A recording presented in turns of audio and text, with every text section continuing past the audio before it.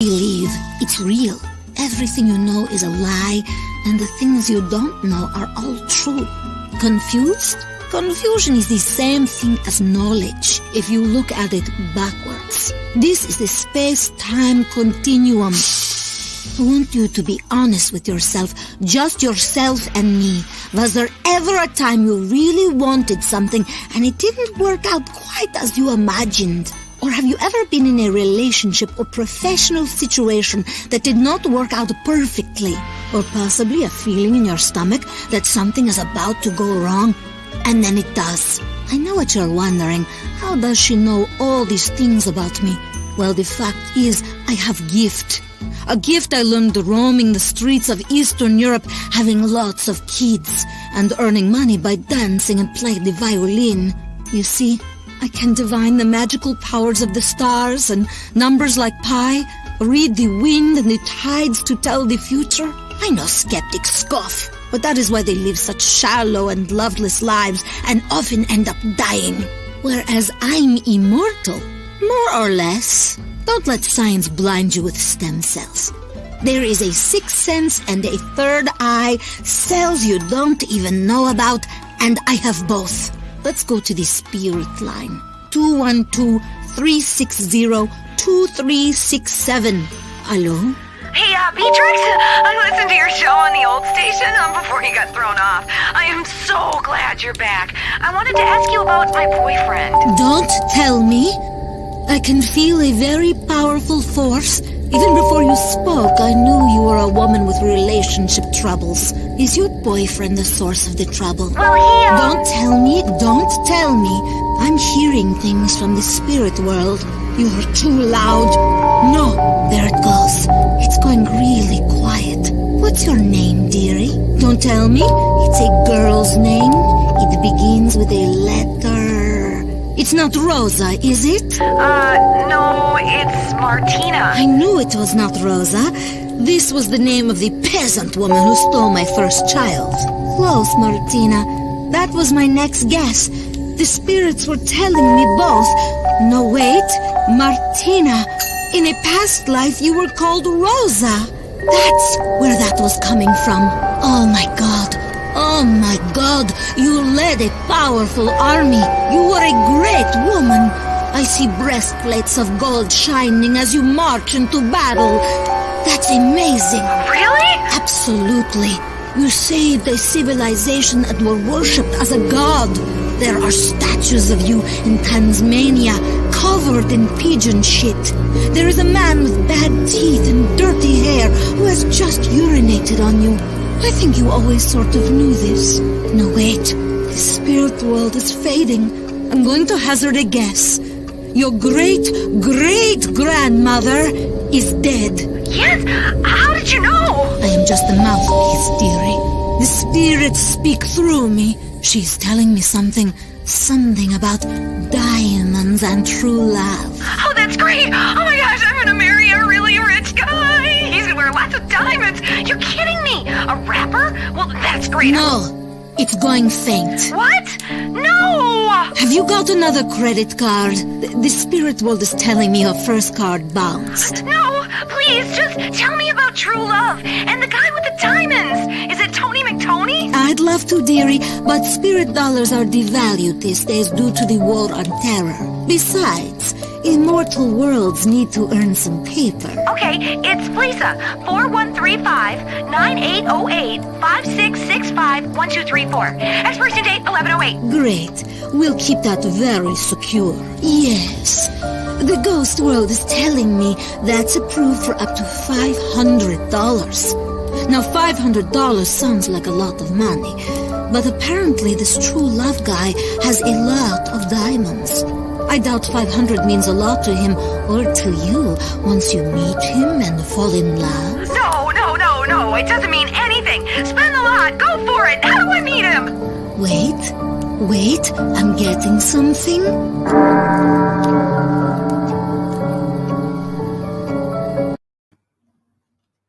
Hello, everyone. Hello.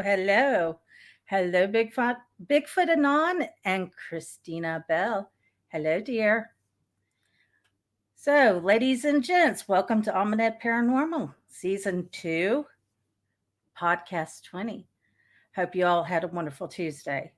Please, everyone, make yourself at home. And if you have any questions for our special guest, don't be shy, because questions are always welcome here.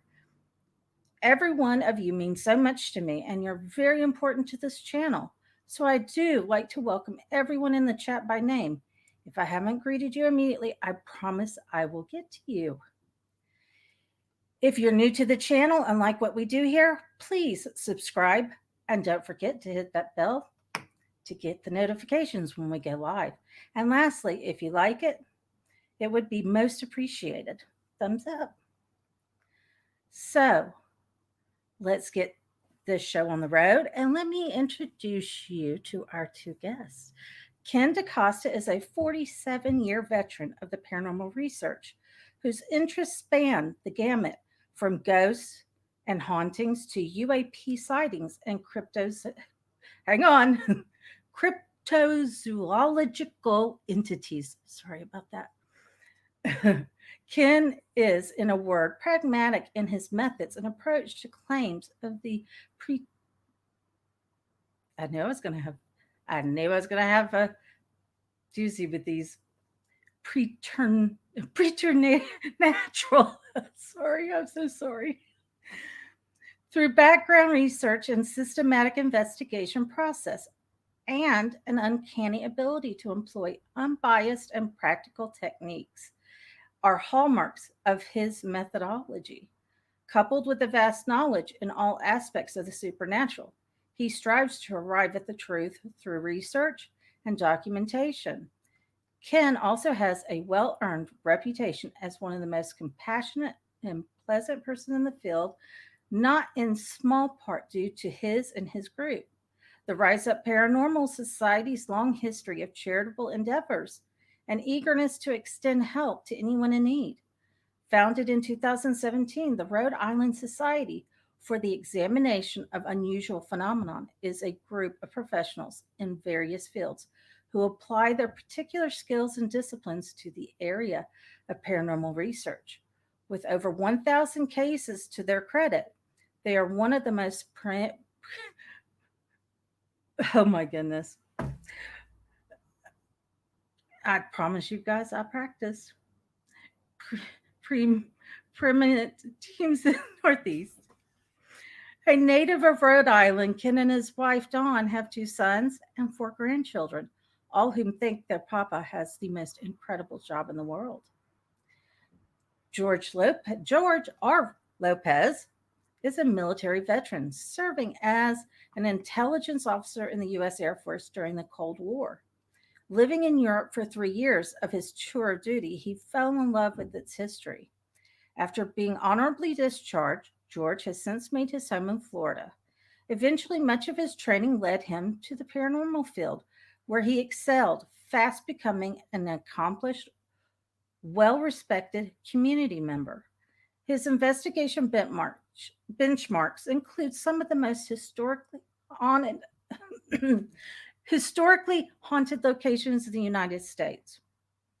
His research and experience led him to an esteemed roles as radio broadcaster, a prolific lecturer, spokesman for a positive ideology regarding investigations of the supernatural realm. George brings much needed pragmatic perspectives to this endeavor and an avid pursuit of the truth, from veteran to researcher. In addition, he authored a highly praised novel, In a Flicker, with Andrea Perrin. The book, In a Flicker, is a story blending his natural artistry with his insatiable curiosity, brewing in his analytical mind for a quarter of a century before finding its way into the world in print, brings even broader brushstrokes to his experience. So let's bring them on and welcome them. Hello. Hello, one and all. Sorry, that was word salad for just southern little me, That was so a I lot. apologize. Hmm. You could have just got Ken DeCosta and George Lopez are old guys close to death. That's why they reached the spirit. Yeah, there was stuff I didn't even know about myself in there. Just thanks for reminding me. Wow, I have grandkids. Thank you, Sharon. Reading the Wow. book. Awesome. Four of Keep it- them. I want to welcome Oracles. Hi, Cassie. Welcome. Sharon, welcome. Selena, welcome. Hello. Hello. So I want to first say thank you, George, for your service. It is greatly appreciated. Thank you. And I want to thank you. I want I want to congratulate you both for your move to KGRA, digital broadcasting. That is awesome. Thank you. It's I was been an interesting move, and to be given that opportunity. So we're appreciative of it, reaching a larger audience and annoying more people than we normally do. Oh, but it's so good though. It is so good. Thank We you. are still waiting for the check. Oh. Yeah, if you're out there. Yeah. Aaron, hello. And I also saw Janine. Hello. Welcome, welcome. Okay, so we're going to get into the questions. As I said, you guys are more than welcome to ask questions as we go along. So, of course, it's going to be first couple questions are going to be what you guys always ask. What got you interested in the paranormal? Ken, yours will take longer, so go ahead. No, okay. Do I ask that? Yeah, sometimes I do. To me, really young kid who loved UFOs when I was a small child and wondered what those were, and eventually that got into things like Bigfoot and the Loch Ness monster and all the mysteries of the world. Not very interested in ghosts as a young kid because they scared the heck out of me. But eventually, all roads just kind of lead to that. It's part of this whole mysterious universe that we have. So I guess I was attracted to that more than anything. Try to figure out what it is that people are seeing and experiencing, and if they have a place in our world or not. The funny part about it, I guess, is ghosts were the last thing to come down the pike because, I mean, aliens are aliens, hairy people are hairy people, and lizards are lizards. But ghosts are kind of us, you know. So that was just a whole different dynamic, is like, is this what happens to us? I mean, are we good? Are we bad? Why are we scaring people? Am I going to come back? What is a ghost? So eventually all roads kind of led to that. So that was kind of my jumping point off into, this bizarre world and weird world that we all love. Yep. For myself, I wanted to be a TV star, so I hoped I would get on. No, How's that working out? yeah. So far, going that way. Yeah. No, I didn't realize when I was young that I was having paranormal experiences. We had a ghost named Henry when we were growing up in New Jersey, and our aunt's house, also in New Jersey, Kingsburg, had some very serious paranormal activity going on there, but never put two and two together. There was a large gap in between where I had joined the military, traveled overseas. We talked about that earlier, and then it came back home, and it was only when I moved closer to St. Augustine, and I was just fascinated with this place because of the horse and buggies and the old town kind of mentality that I wanted to just go visit there. And it was 35 minutes from where I lived, and realized that there was a huge contingent of people interested in the paranormal up there. And I started doing investigating at that point. And I guess it was more so because at that point in time, to my knowledge, I really hadn't had paranormal experiences. A lot of people start off this field because of those profound occurrences in their childhood or as they were growing up. And I didn't relate to that. I just said I would like to find out proof myself. I was a uh, big fan of Fangoria magazine back in the 70s that really broke down movies and how special effects were done, what squibs were, how they were able to, have a body blow up. Scanner is one of those movies, how they made the heads blow up. So it described and broke down how that all happened. And I said, that's really kind of neat. So when I got in this field, I wanted to find out why things happen and how they happen. And that got me started in the field. That's I very thought you were going to interesting. say you wanted to know how heads blew up. Still looking for that too. Yeah. I was like, God, who are you? Yeah.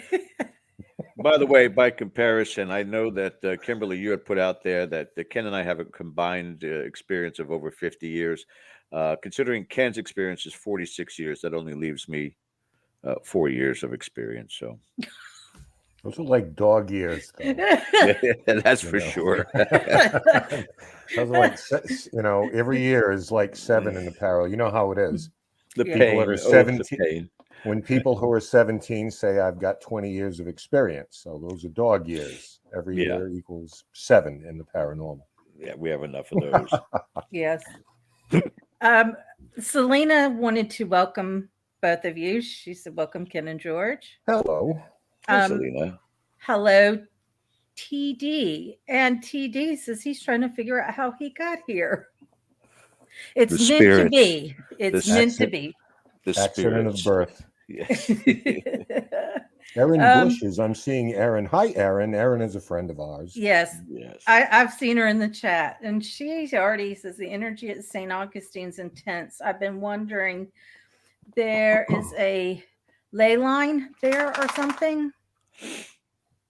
Oh my God. I honestly I can't answer that one for you, Aaron. I can tell you this, that the history of that location is so deep and so intense.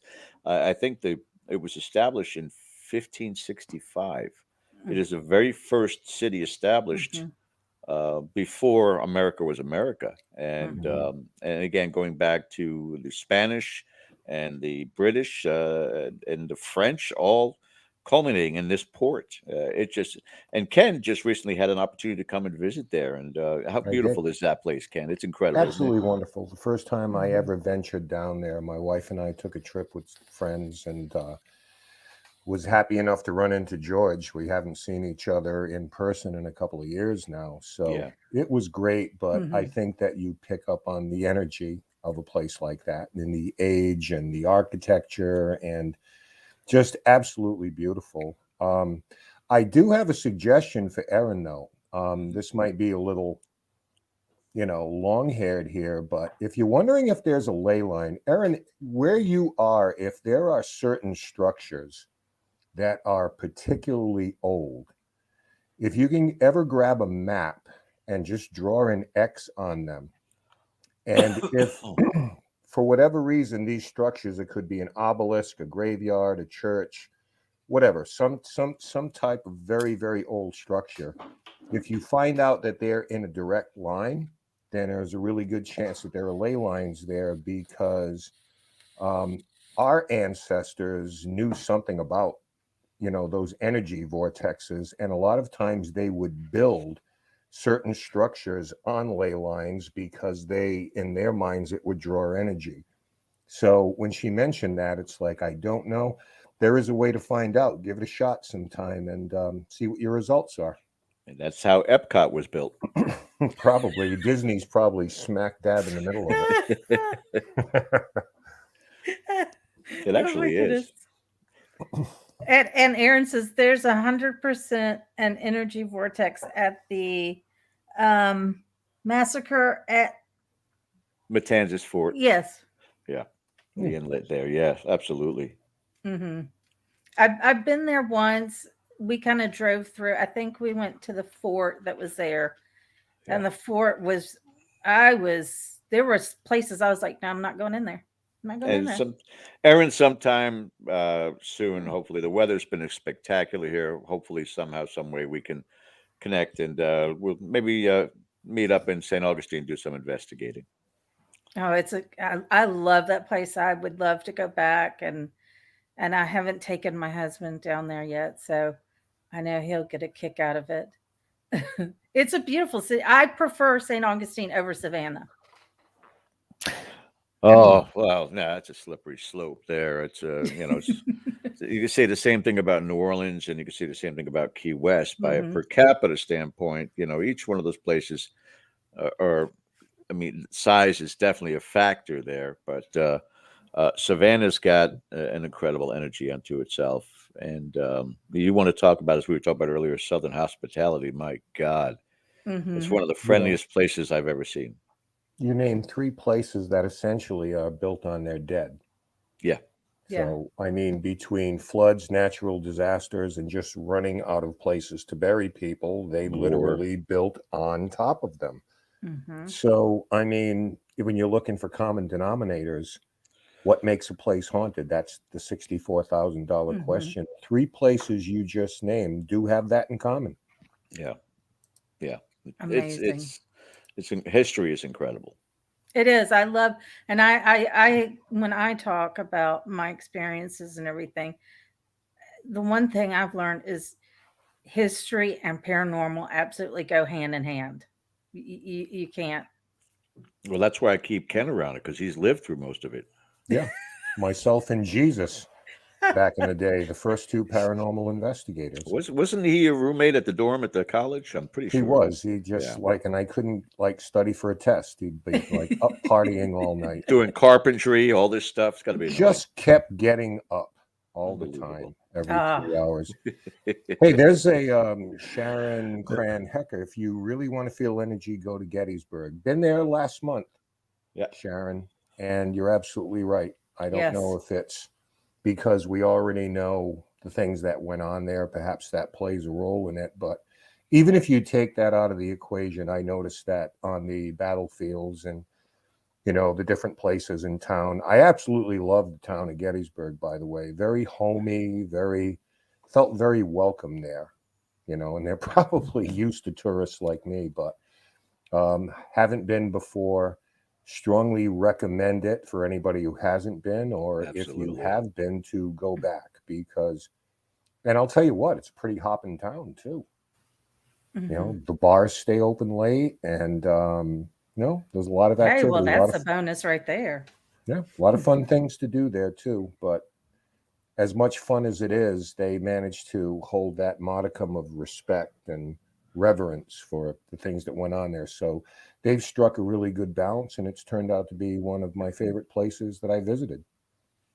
Another on my bucket list. I'm just waiting for my kid to get old enough. Yeah, there That's you the go. only thing. I want to welcome Stephen, Three Souls Paranormal. Thank you. Welcome, Black Dragon. Hello. So, y'all, like you, Gettysburg was brought up.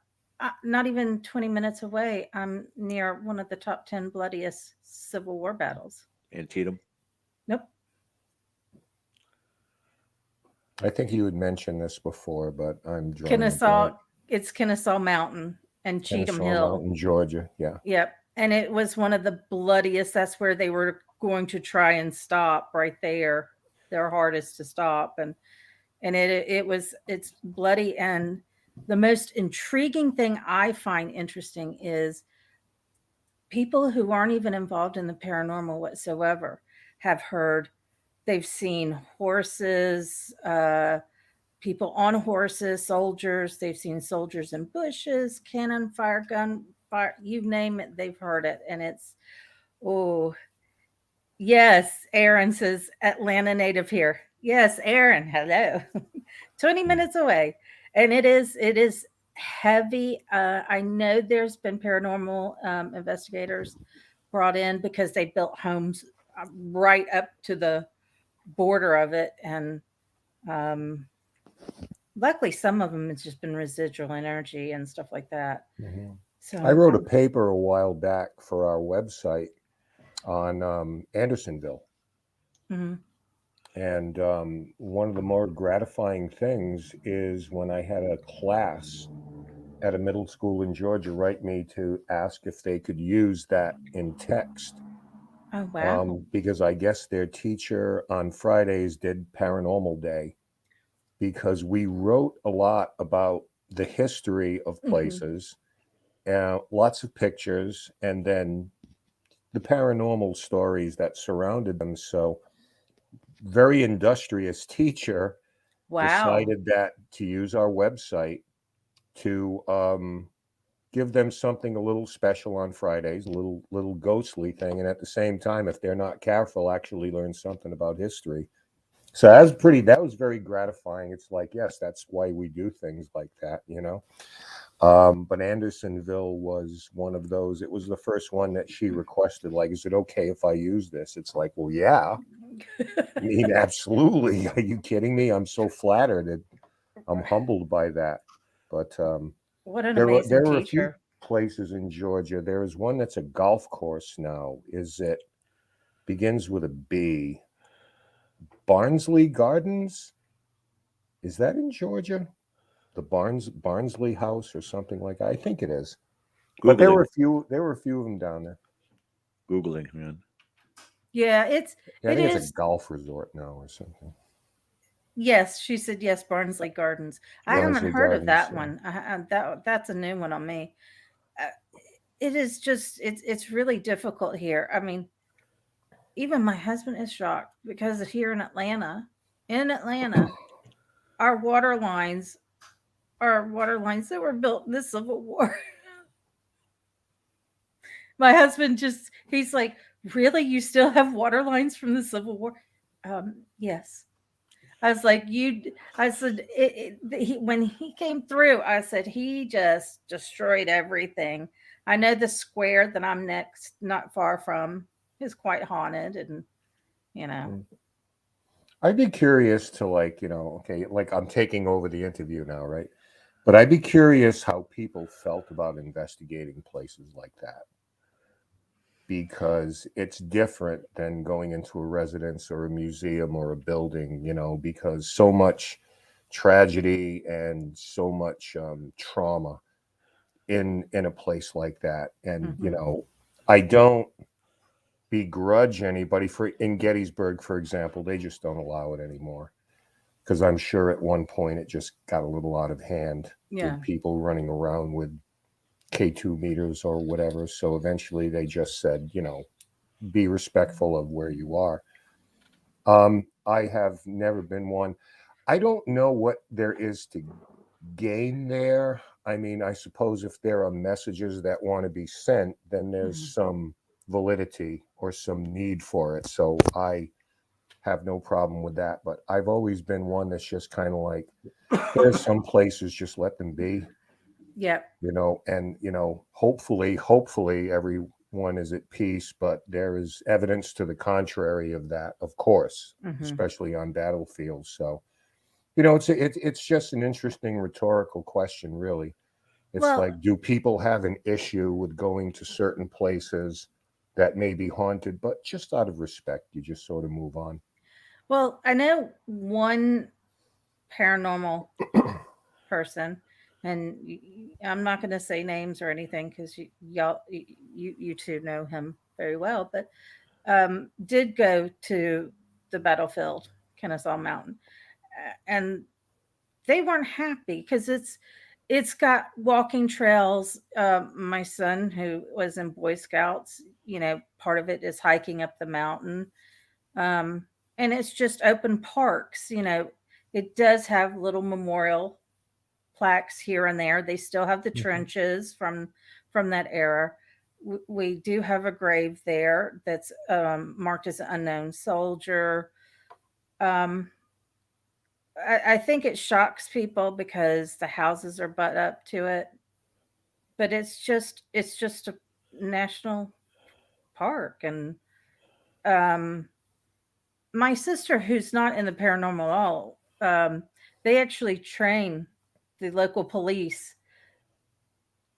during academy, and you have to run this certain area. And when she told me the area she had to run, she says it was Cheatham Hill, and I went, "Oh no, Cheatham Hill was it you got the mountain and then you got a little hill right next to it, and that's the bloodiest part right there of the battle." And Mhm. she says every time I ran there, she's always felt like somebody was chasing me. Somebody was right behind me chasing me. So hoping maybe he one day. I know here in this area where I'm at, there was a skirmish that took place, and I decided to reach out. And the remarks I got were very interesting. They asked why my hair was cut a certain way. They asked why I was dressed like a man. So it led me to believe nobody has ever contacted them. Nobody's reached out, tried to talk to them.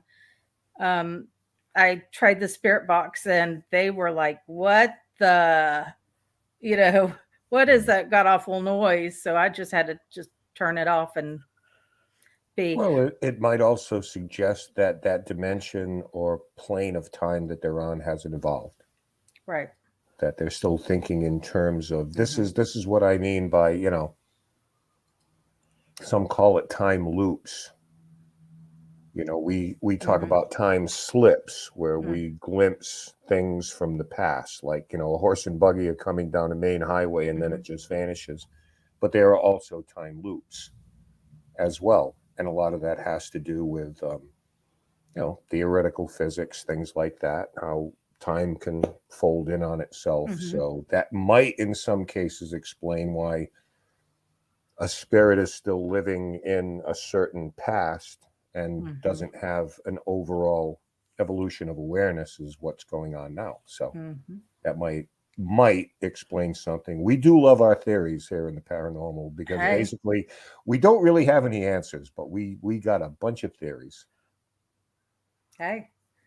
But that's the fun part of it. Let me welcome Cody is in here. Yes, Oh, Cody. Jesus. Oh, followed us. You got that restraining order. Restraining hello, order Cody. Ed Sabra, hello, dear. She has stepped in. So the next question is, you guys have done such amazing. You've gone and experienced these wonderful locations. Be it, the big, huge things to the, more historical, smaller venues. Which location would you say is your favorite? I'm going to let George answer that because I think he's got one ready to go. Home. Home. Home, because it saves on gas money. No, for the better part of 5 years, early on in my quest for contact on the other side, I did a lot of residential cases. I had a team at the time, Port Orange Paranormal Society here in Central Florida, and doing those residential cases, we had quite a few long distance drives, and it does it's taxing, literally financially taxing on you, and forget about the time part of it. So we did this for about 5 years before broke off from that and said, listen, there's no question that these people need help, and God bless people like Ken and his team, Rise Up Paranormal, who still help out doing residential cases. There are phenomenal teams out there. There are other teams who maybe are not so phenomenal because they just duplicate what they see on TV and make it all about themselves and something dark and sinister, and don't realize that you could be harming these families. So I did more so of a broad targeting of these what are called historical haunted locations or super haunts. So I trekked around, and we went to Trans Allegheny Lunatic Asylum and Rolling Hills Asylum and Bobby Mackey's and uh, the Stanley Hotel on multiple occasions, and went to oh my goodness, St. Augustine more times than I can remember. We had a historically haunted location right here in Ocala National Forest where we did most of our training. I mean, each and every one of them had their moments.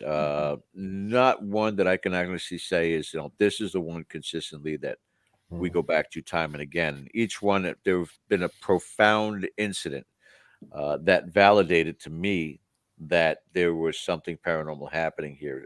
St. Augustine, just up the street. Mhm. As Aaron Bush could validate in the chat, that they have the St. Augustine Old Jail, very haunted location. Mm. And more than 10 years ago, we were asked to come in, so we didn't have to pay, which was always great, because some of these haunted Oh, locations, yes. you gotta shell it out. I remember the St. Augustine Lighthouse was the first visit 750, no 500, second visit 750, and then few years later, we called and inquired again, and it went up to almost $2,000, and said that's okay. No, we got enough there. But the old jail, we caught an amazing EVP that so rocked the foundation of the people who worked there that to this day, if you get on the trolley and do the Ghosts and Mhm. Gravestones tour, 10 years later, they're still playing the EVP on the tour because Love it it. was so Love it. fantastic. So, each place has got its own personality, its own character, and has provided some amazing evidence to say, yeah, I can honestly say there is spirit activity in these locations all across the country. There's some fantastic spots. Mhm. Sure.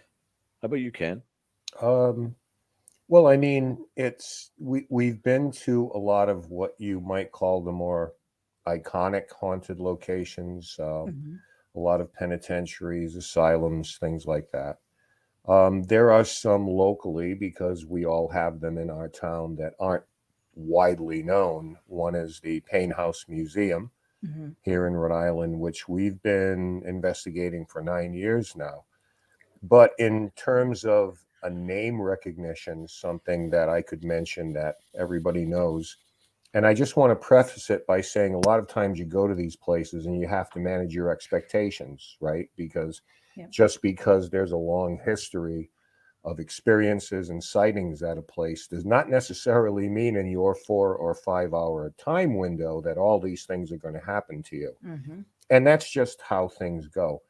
But the one place I do remember, and I was thinking about this as George was responding, the one place that we went to that in a very, very short period of time, we experienced a lot of things was Fort Mifflin in Philadelphia. Oh. Um, Everything from like I was sitting in one of the tunnels there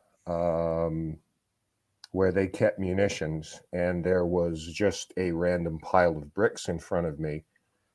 And for about a minute, I'm watching one of these bricks just kind of spinning and moving on its own. And I was by myself in there, and I'm Wow. trying to call to the other investigators. It's like without yelling and maybe upsetting what was going on because I didn't want Right. it to stop. And I'm like, you guys need to get in here. And they could hear me through the tunnels. What's going on? I said, I got a brick moving. And like, is it still moving? Yes, it's still moving. So they got there and not armed with, I managed to get a camera and take a picture before and after real quick of the brick changing positions, which didn't mean anything because if you show people the pictures, you moved the brick. So yeah, okay, whatever. But we were in one of the earthworks, and a lot of times they would keep munitions below ground covered by earth because should any kind of cannonball or what have you hit this thing, the ground would absorb the Right. impact so it wouldn't blow them all to kingdom come. So we were in one of them, and as we're sitting there, and there was a group. It was my group, Rise Up, and some people from TAPS, and we were Mhm. kind of all together there. There were maybe 6 to 8 of us, and we're listening to footsteps above us as though someone was walking on wood, but this is dirt and grass above us. So it was a really weird residual type of sound that we heard under there. Wow. So Mm. to like say there was one place that actually we went into and it was like boom, immediately something's happened. Fort Mifflin sticks out in my mind. In this on the same trip we went to Eastern State Penitentiary. Yeah. And it was, I mean, there were some things, Yeah. but there was nothing profound. And I'm sure people have had innumerable experiences there, but Mhm. for our time, it was kind of subtle, a little bit quiet. But The Eastern State's that's tough the thing anyway. about what's that? I see Eastern State's tough anyway when you got a row of bars, and I'm not talking about metal bars, drinking bars right across the street. Oh, Noise is just through the roof. Well, when I was, it was on the weekend. I don't know if you were there earlier in the weekend, Yeah, but no, yeah. we were there on the weekend, George. But the other thing is too, you've got cats roaming. You've got feral cats roaming around in there. Oh yeah. oof. You've got pigeons coming in and out because Railroad track. Yeah. there are parts of the prison that are open Yeah. that they really don't allow them to repair because there is some kind of terminology for it, historical disrepair, which Yeah. you can't touch because it's the natural degradation Right. of the place. So they won't allow you to go in with bricks and mortar to fix it. Right. But they're all a little bit different. But I guess that's one that stands out for me to this point in time. I'm looking toward and forward to more down the road. Oh, that's I just I love when y'all you know on your show talk about ge- the places you've been and the experience you've got. It just blows my mind. I want to welcome Joseph. Joseph says he's here to appear to That's our support his guy. friends. Yes. Oh Jesus! He here? Oh my Boy, goodness! they've Hey all Joseph, they've you're in the all same come, category as Cody. You know. they've all come in. Yeah. And Good I for them. have Thank you. my naughty Frank who's in here. Ooh, He's mischievous. ooh. Yeah. And then of course my husband is having to put his comments in. When I was living in Holland, there was a prison in the city center, and we would just drive by it. We always got stuck in traffic in front of this stupid place, and I was like, "Can we just please move?" I mean, it seemed like we sat there forever, and my husband's like, what is wrong with you?" And I said, "There is something wrong with that place." I was like, people are being tortured in there. I can hear screams. I can smell the blood. I was like, it's making me nauseous. And he talked to a historian, and the historian said during World War II, the Germans would, they went into City Hall, got all the politicians out, took them to the prison, and tortured them there. And I said, but it's the things that happen there, that there is something dark that's Mhm. there. I said I, s- I mean, my husband didn't believe in squat, so I slowly pulled him into the paranormal world, unfortunately, and and it I said, you could not pay me enough money to go in there. You couldn't. Just hearing and picking up everything. Ugh. Black Dragon says he's been to Winchester Mansion. The Winchester, I have not been. Mm, I have been to the Whaley House in San Diego a number of years back. That was kind of unremarkable. Again, it's one of the only few houses in the country that has been deemed by the federal government to be officially haunted. I'm not sure how they got that designation or how they worked that out. But when you go into a place like the Winchester House, it's not like you're going into bedrooms to sit there and investigate because there's plexiglass mm. that covers the rooms, to protect the integrity of that particular place. So you're kind of limited as to what you can do. But Winchester House, I'm not sold that it's haunted, to be honest with you, for different reasons that are probably too numerous to go into here. But I don't.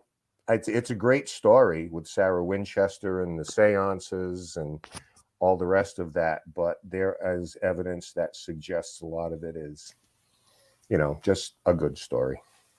I've heard one theory I heard was she was part of the Masons, and a Yeah, lot of there is something with someone, Sir Francis Bacon, who was absolutely enthralled with the number 13.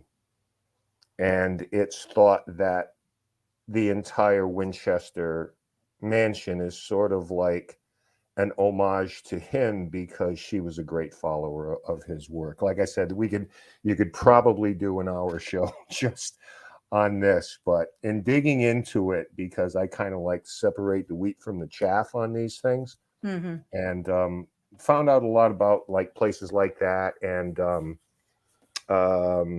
George helped me out. St. Francis, Louisiana, the Myrtles Plantation. Murder's Oh, Plantation, yeah. Yeah, a same lot of thing. those places, the reality, the documented reality doesn't quite match up with the paranormal stories. Yeah, Mm-hmm. and I've been to Myrtles, and I have the same problem there that I would have had given the opportunity to go to Winchester House. The same thing as Eastern State Penitentiary is when you go in, you want to be 100% focused on what you're doing. You could miss phenomenal evidence by the slightest distraction, and if people actually Google Earth where Winchester was located, they'd be able to see that there is a strip mall 100 feet away. So there's constant traffic by the road in front. Same Mm-hmm. thing, Myrtle's Plantation. There's a main road directly in front of them. So Mm-hmm. you're going to get contamination upon contamination. That's why I like some of these places that are set back, that it's very, very difficult. Even Trans Allegheny Lunatic Asylum, if you go to investigate on a weekend, when you are on the far right wing, you can hear the people at the bar that are maybe about 100 feet away, a tiny little bar, but people were going to make noise when they're out Yeah. partying.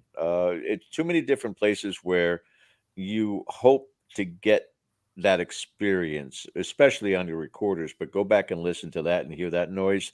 You could pretty much throw it all out at that point in time, unless you're getting a Mm-hmm. personal experience, a physical contact, visual uh, manifestation, something you see by yourself. Everything else out there can easily be thrown out, and that's frustrating when you're putting hours and hours, both travel time and investigative time, into a location. Yeah, I And think then, oftentimes when we see them on TV, the cinematic view of it, they'll shoot different angles that makes you think this is the Adams Family house or something right, out in the middle of nowhere, but you don't see like the the urban massive sprawl highway. that's popped up around these places because, hey, and listen, in a lot of cases, these are tourist traps. So why Yeah. shouldn't the restaurant and the bar pretty soon pop up around those things? But those are the things that when you are going into them, um, if you are disappointed when you get there, you really have yourself to blame because this is something that you have to look at going in and again manage your expectations. It's like you're going to get foot traffic and there's a traffic light out here, you got Mm-hmm. four-way traffic, things like that. So you have to just, grade on the curve when it comes to a lot of Yeah. these places and understand that in a perfect world, you're not going to have a controlled environment. And if you can deal with that, then, you can have a good time at those places. Oh, yeah. I want to welcome Tony Rathman. Hello, dear. Tony. Oh, geez, Tony Sierra. Yeah, I know. Jesus. I had the honor of interviewing him, and my husband said it was one of the best interviews. He absolutely loved the interview with Tony. Oh, Tony set a high bar for us again. Oh Okay. God. All right. Let me get my best stuff Yeah. here Okay, going. all right. Yeah. Warm Ken, up a tell him little about bit. tell him the time you were possessed, Ken. Right, go ahead. That was just about 10 minutes ago. I think I got possessed during the intro here when the seance thing. It was like Yeah. an Estes experiment. I was just kind of like, yeah, I was just kind of like, wow, where'd that come from? But yeah, The gypsy got you. I'm better now. I just keep some holy water on hand here, and when I Well, need the it. interesting thing is Black Dragon says, I've never seen the movie of Winchester. My father has done research on it. Mhm. Yeah, like I said, a lot of these places have great stories, but you always have to if you are serious about the research, and I always have been. It's one of the things that attracts me to this, the idea that we have a chance to go in these historic places and sometimes get left in there to lock up, which is amazing that they would let someone like me into that place. But I love that aspect of this because if nothing happens, you're a little richer for the experience historically. you've learned something. So I think you're missing half the equation here as a paranormal investigator if you don't enjoy the history. And I understand some people don't want the history because they want an organic experience, and that's fine. But you have to be prepared that when you take that deep dive into these places, that sometimes you're going to be disappointed. Like I said, they're great Right. stories, and they're told and retold, and there are elements that are thrown into them. But sometimes to me, it's just as enlightening to say, hey, this never happened. I don't think less of the place. I Right. just come away a little bit more educated. There's nothing wrong with that. Mm-mm. No, And that's the whole point. You have to keep an open mind. Sure. you also you have to, if you're part of this field, you also have to be a bit pragmatic and look at things with a little bit of skepticism. Again, referring back to TALA, Trans Allegheny Lunatic Asylum. I remember being there as kind of host investigators for a group of amateurs, and at one point in time, I'm down in the break room, and this guy comes down telling a tale that he provoked the spirits, and he was lifted up off the floor and thrown against the wall. Good one. Now, he proceeded at that point in time to get on the phone and call his wife and how are the kids, and everything's doing good. And most of us realize that if something like that so profoundly happened to us, we would probably be out of sorts for quite a while, Yeah. and not be just, hey, how's it going? Everything okay back at the house there? Don't forget. Oh, you want me to pick up milk on the way home? Sure, absolutely. And so again, the old saying about the victors write history. In this particular case, the experiencers can write history. That guy can go and write a book about what happened there, and we pretty much believe nothing of what he said, but that will engage people to go, did you hear about the time at Trans Allegheny where this guy was Yes. lifted and thrown? It becomes part of the legend, and Right. it's not right, it's not fair. Mm-mm. But again, from a business standpoint, that's great for the location because people are now going to go in there, but unfortunately, but they're going to provoke spirits to try and be lifted up and thrown against the wall. So it's unfortunately it's part of this field that we are Mhm. in. There's legend, there's lore, and there's lies, and we always have to contend with that and try to sift through that to get to the And truth. then there's TV. Yeah. Yeah. And Well, I have to admit, I've never watched any of the TV paranormal programs out there. Never. Well, you that's get too some bad. who Which have, one? Yeah, that's too Wait, bad because they're all fantastic, Ken. yeah. They're amazing. There go my aspirations for stardom. That's it. ooh. Joseph says there are some things in the paranormal world that if you found out the truth, you would be disappointed. Of course. And 100%. and Joseph, that's no different than anything in life. Why is the Mhm. paranormal any different? A lot of times you find out things about politics and religion and Scarlett everything that's Johansson. the fabric of our lives that, Yeah. when you find out the truth, it's a little bit of a letdown. Paranormal is no different, Mhm. so you could apply that to just life in general, really. Yep. So, but you have to be willing to accept that. We see the same thing here. I mean, where I am in Rhode Island, some very good friends of ours, Jen and Corey Heinsohn at the Conjuring House, who Yeah. have very generously opened their doors. Sadly, it doesn't stop people from trespassing, Oh, which was one of the reasons that they wanted to yeah. make it accessible to try to eliminate some of that Mhm. nonsense. But you find that quite a bit, and you see it on TikTok and YouTube when people go in there to do their videos. I don't believe they're being possessed. I don't No. believe they're feeling what they're feeling. I think a Mm-mm. lot of it's performance art. But George said something I think is very important in that when you're going into places like that that have a certain reputation and are famous, you want to become part of the story.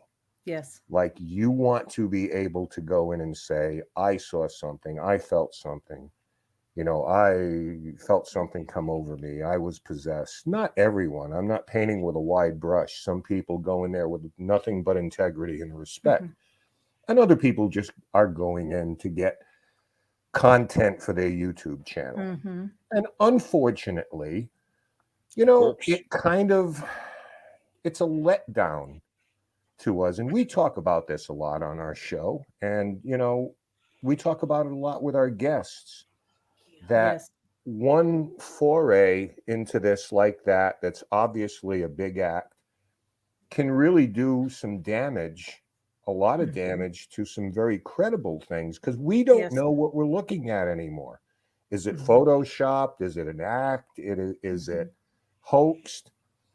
You know, what is it we're looking at? And then you have 100 pieces, and maybe one of those is actually something incredible. And what happens is we're conditioned to just blow it off.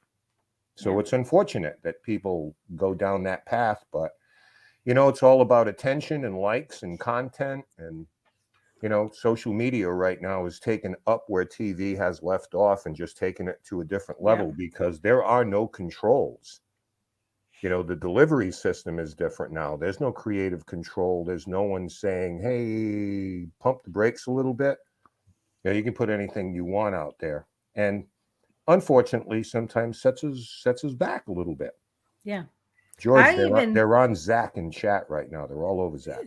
well, Selena said that Zach's a pansy ass. So Zach's a douche. yeah. But you know, regardless of it, the man understands entertainment, and he Yes. understands how to create a buzz and how to draw in an audience, and you know, and when one particular aspect of what he was doing was flailing, was starting, let's put a museum in, you know, and then of course let's cut back on our costs. Now we're just going to stay around the area of where we live, the West Coast, Mhm. so that you know our expenses are reduced that much more. He's a very, very smart businessman. He's savvy and he knows what he's Mhm. doing. Is he contributory to this field? Um, Only in the sense of recognizability, only in the sense of, you know, some people might watch that episode where Zach goes to location A and people go, that's near me. I'm going to go there and do it the right way, not the way that Zach did it. Or I'm going to go there and do it the same way that Zach did it and perhaps get results, or perhaps fall flat on their face and realize that that's not the way that this is done. So it's a necessary evil, unfortunately, in what it Mhm. is that we do. But to draw in more people, and perhaps somebody along the way does it right and does it Yeah. consistently right and learns lessons. You know, just like when we first started going out and taking pictures of orbs and going, ooh, No, ooh. Yes, yes. hey, And by the none of us are infallible like that. I mean, no, Zach. I mean, there. Of course, there was Ghost Hunters back in the time, and that got everybody all fired up. Yeah. oh, yeah. And they had a certain approach. You know, Zach has developed what I like to call bro hunting, where you know everybody's I you like know that. tatted up and muscled out and badass and all the rest of that stuff. And we're all black. Whereas, Marketing. you know, Jason and Grant and those, you know, they influence people in a certain way. Zach Bagans influence people in a certain way. Television's a powerful medium. That's why they sell cars and golf clubs there, you know, because it's influential.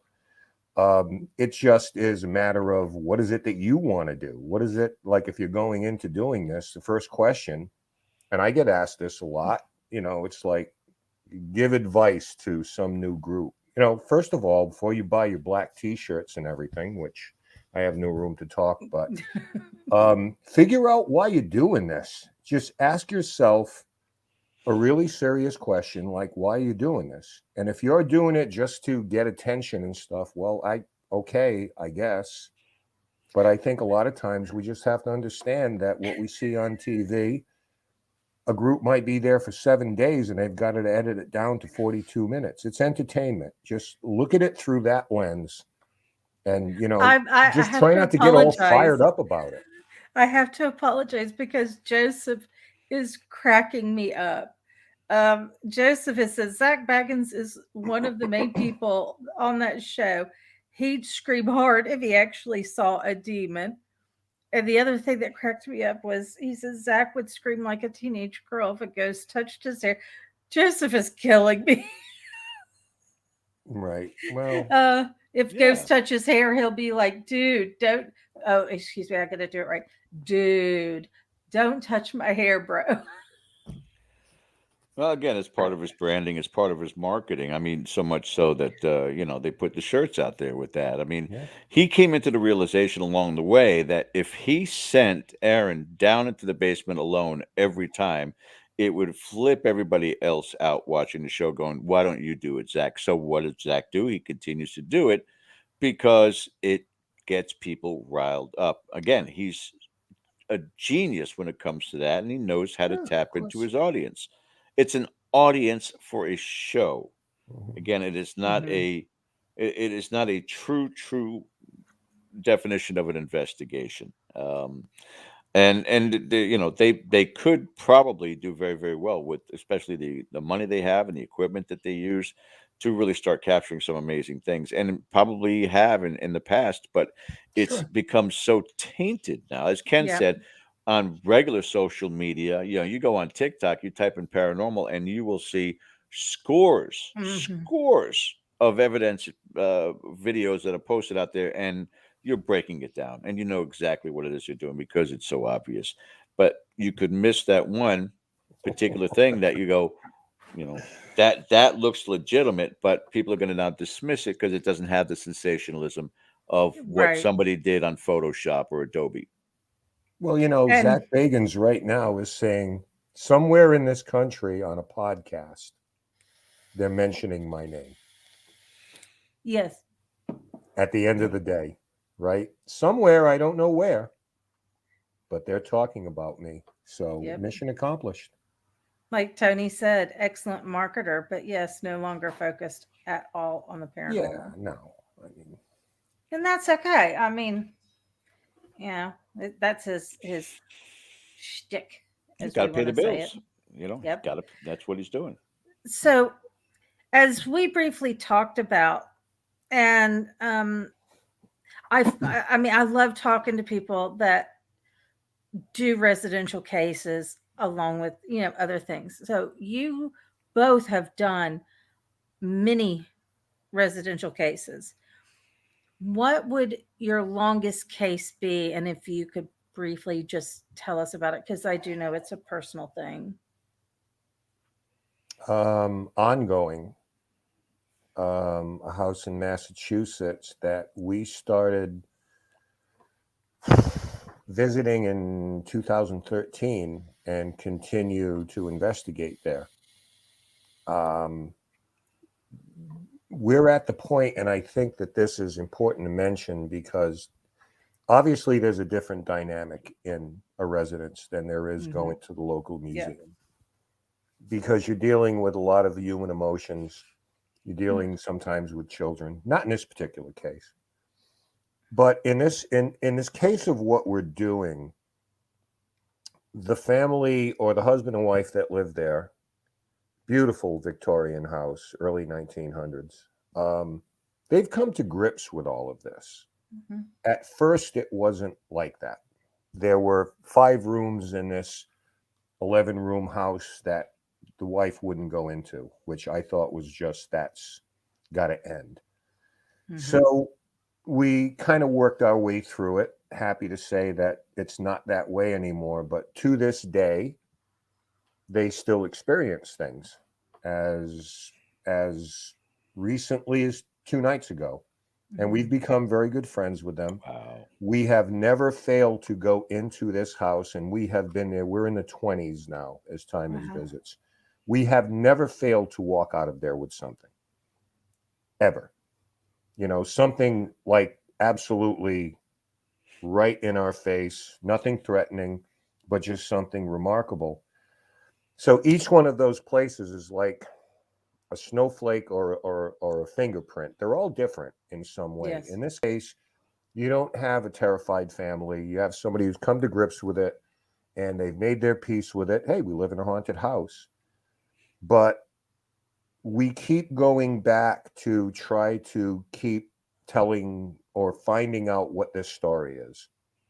So no one's being harmed. It's just them saying, we want you to keep coming back because we want to keep figuring this out. Right. Other places, maybe they want something different. There are people that have called us that want something banished. Well, that's not really our thing. That's not really our thing to banish anything. And who's to say they want to go? Right. Free So will. there are choices people have to make. I mean, either move out of the house or come to grips with it, or Mhm. more importantly, don't allow yourself to be a victim. You have to affirm your ownership Yep. of your space, of your home. So the big thing is try to do is take anxiety away from them and, teach them, give them the tools they need to empower themselves. Hmm. Yep, But, absolutely.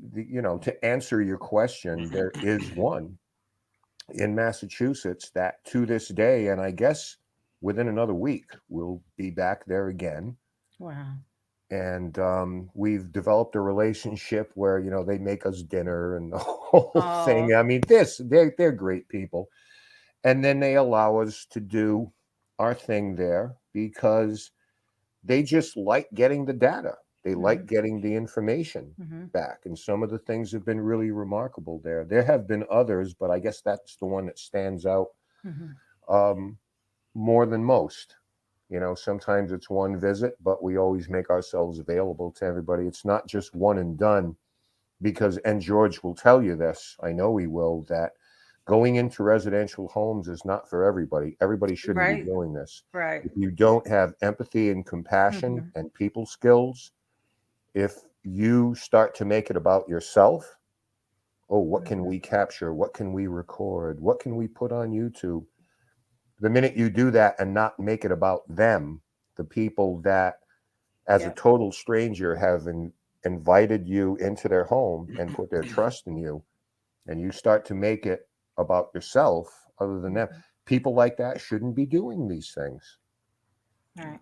They just shouldn't. And that's just one of probably 50 reasons that certain people with a certain mindset, stay in your cemeteries or whatever, Mhm. get permission, don't trespass, all of that stuff, pay your $150 to go to, Eastern State and get your Right. fill of ghost hunting that way, but stay out of people's homes, Right. because you don't have the tools or the mindset to be able to take on that type of dynamic Right. because you're not. And you could be When you're doing more doing all harm. this stuff, you go home and you're leaving those people Yep. there. And a lot of times, unfortunately, people leave a mess behind them.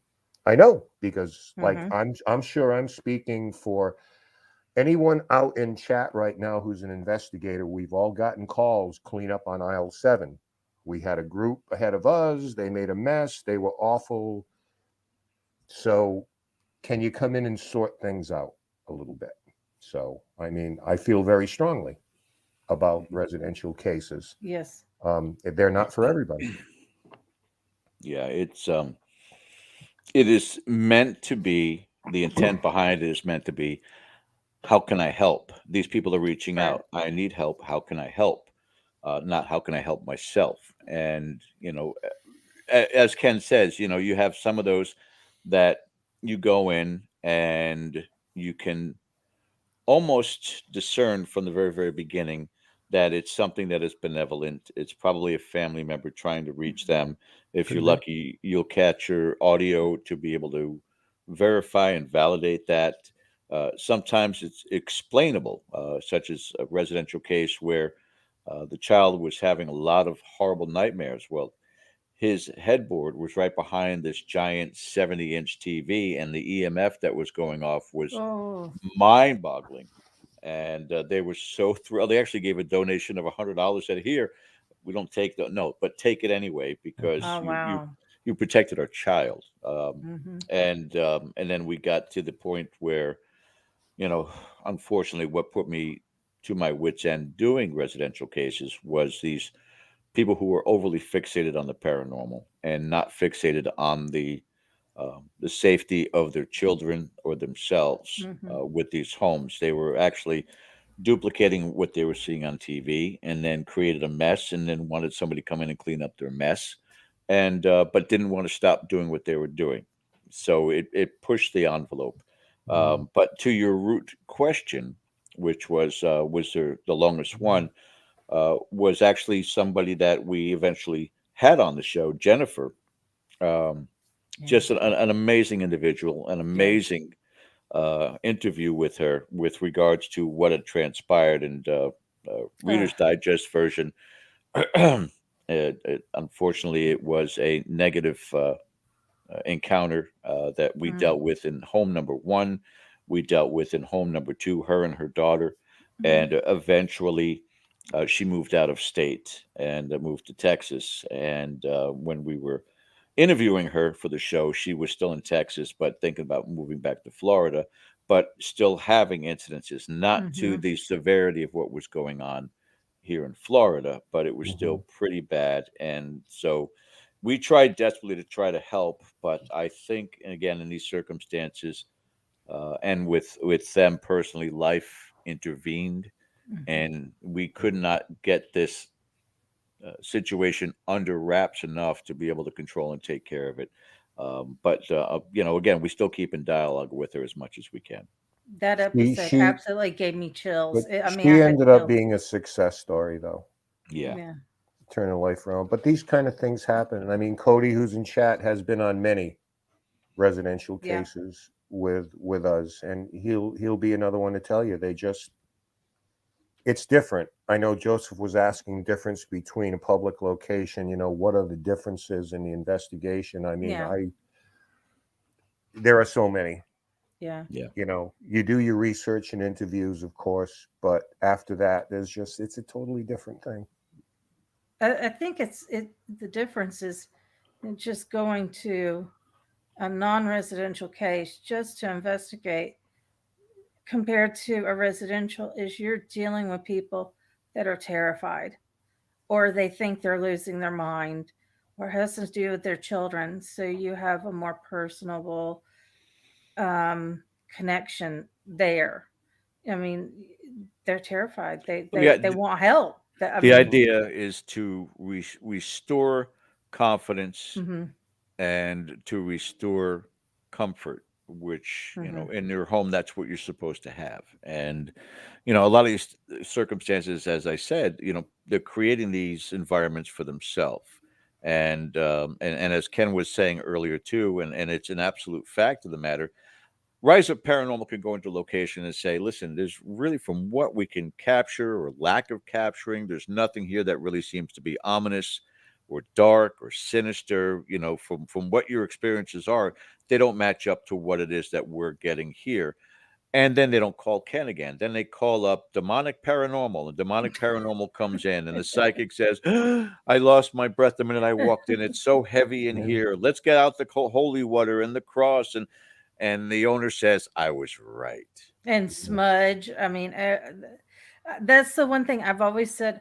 I've never had to sage or smudge for a ghost. Never. I do it because of the energy of the house, Mhm. because there has been a lot of negative things that happen. Never a ghost. I've always been firm in going, if you come in here, this is what I expect. And if you don't respect that, then you're out. I won't let you in. Yeah, I think that one of the things that and during the interview process, if you're around this game long enough, you can kind of tell when something is off. Yeah. So we have learned to allow them to tell their story first, if it takes an hour, and not ask any questions. Because if they tell their story and the first question you ask is, have you ever seen an apparition? And they go, oh, yeah, by the way, I have. Well, to me, I would lead with that. So you got to be very careful that you're not feeding them Yep. information. But to me, I think the most important thing is to go into a location, try to take away anxiety, Yep. and not introduce it, because one of the bad things, I mean, TV's been great. It's not a taboo subject, and I know all of that. But one of the things TV has done is it creates some unrealistic expectations of what people think we do. Yeah. And it's not like Yep. TV. And the other thing is, oftentimes people who are into this will self-diagnose themselves. There's something demonic in my house. Well, hang on. What makes you think it's demonic? Yeah. Because it mirrored something on television that they've seen or on the internet. So they think they have something demonic with no real basis in it other than that there are maybe some similarities or maybe there's some projection on their part because It's a believe it grumpy or not, there are ghost. people who want their house to be haunted. Yes. I can't really understand that. I guess it's okay if you can deal with it, but we've run into that kind of situation too, where I don't know, they want to be a little unique or something, but I don't think they understand that if your house was truly haunted, truly haunted, you had a tough road to hoe, especially, you got children, things like that. That's why we keep that anonymous. We don't want the kids to go to school and Yep. get teased that they live in a haunted house, or parents won't send their kids over for a sleepover and do normal kid things. So you got to be careful of stuff like that. Like Well, I said, it comes back to don't put it on YouTube. For God's sakes, protect Yeah. these people.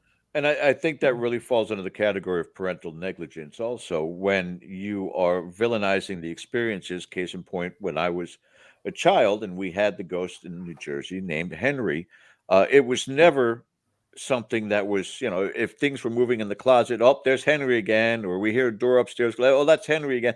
And it was just an adopted part of the family. Yeah. So there was nothing that was evil intent, and nothing that we would have brought to school. I think we got a ghost that's named Henry. That would have been the end of the conversation right there. But when, a case in point, again, for me, was doing a residential case in a trailer home, and we walk into this place, in the house, the trailer's just, it should have been on an episode of Hoarders, piles and piles of cigarette butts and diapers and cat feces and the whole 9 yards. But the only thing that she had organized was her notes on the paranormal events going on in the house. And then when she lifts up her hand to tell you things and describe, she has a tattooed pentagram in the middle of her hand. So, oh yeah, when I was younger, I got into all that stuff. Well, no wonder your life's all screwed up. It's and you got Cover that thing up. 4-year-old that you think this thing's targeting your 4-year-old. It just one of the reasons I stepped away from doing residential cases. It broke my heart. Number one. Number two, I wasn't trained to decipher whether or not that fell under child negligence or child abuse. And I didn't want to get myself in trouble, but at the same time, I didn't want to be around something like that anymore. And I'm just giving you one isolated Kimberly incident. There were others like that. There were others like that. That's the question I was fixing to roll into, is that we all know, I mean, it's not, an uncommon thing, that did y'all ever have a residential case that went sideways or was so shocking because either spirits or the residents themselves? And as Tony says, he made a wonderful comment, and he's right. It's difficult to determine what meds they are taking or not taking, whether they're on drugs or alcohol problems, emotional issues, so many things to go through before even hitting the paranormal. And he's right.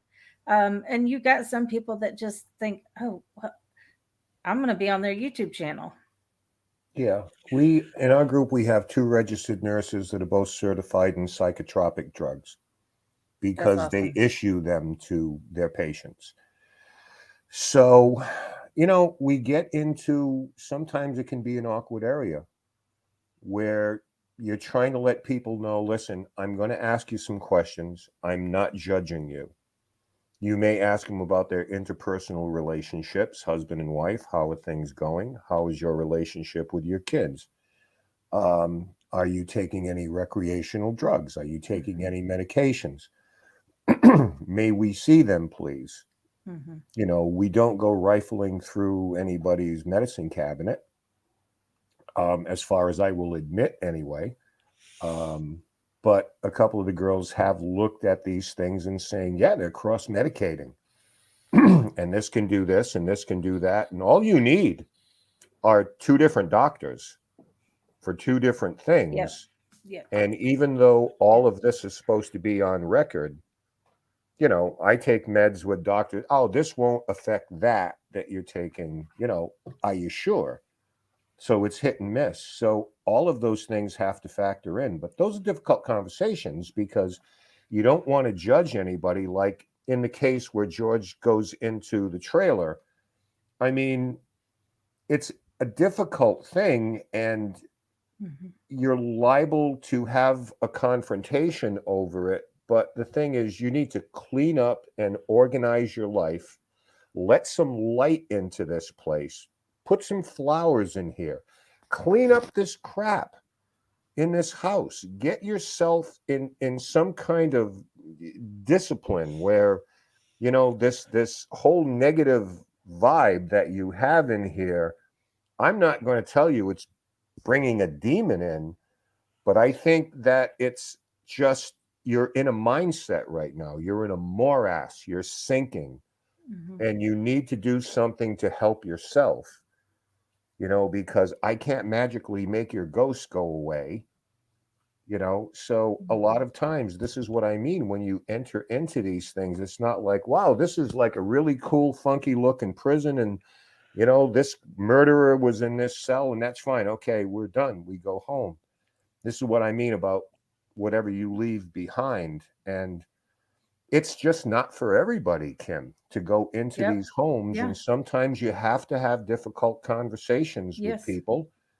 And then you just, I don't know, let the chips fall where they may. They may say, I will take your advice. Thank you. Or they might say, get the hell out of my house. This is none of your business. Hmm. And if that's the case, you gracefully But you also make have your to exit. protect yourselves. I mean, I've heard some crazy things out there where investigators were literally like, "We got to go, or one of us is going to get hurt," and it's not from spirits or anything. It was from the actual residents. And that. Yeah, I mean, I guess I'll bet we all have horror stories about that. Hmm. Yeah. I mean, gone into houses where there's literally been weapons lying around, Hmm. or a bag of weed and a bong on the coffee table, where somebody just says, "Hey, help yourself, guys." Yeah. Or you learn your lessons sometimes. Hmm. It's like, what am I like? Okay, I'm going to check your address out. What neighborhood am I going into here? I don't want to come out and have like the car up on blocks when Hmm. we're done. And everybody has horror stories like that. Sure. Um, Sabra pointed out something, that a lot of people do. She says, I don't like it when somebody acts like they know how to use a Ouija board. And of course, they're trying to summon Satan. you've got, I'm going to step away from this because I could go, like off on this, but Yeah. I mean, it's a vessel, Ouija board. It's a Mhm. piece of wood and a piece of plastic, and it's really the person that is the vessel.